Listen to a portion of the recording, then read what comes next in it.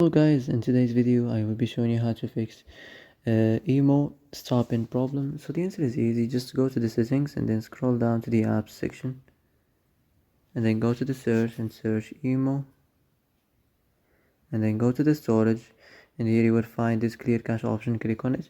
Now you can go check it if it worked, and if it didn't you can try to restart your phone or turn the Wi-Fi off and on, or the Bluetooth or the airplane mode.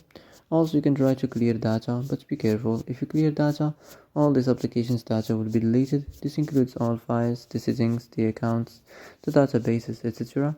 So be careful if you want to clear your data.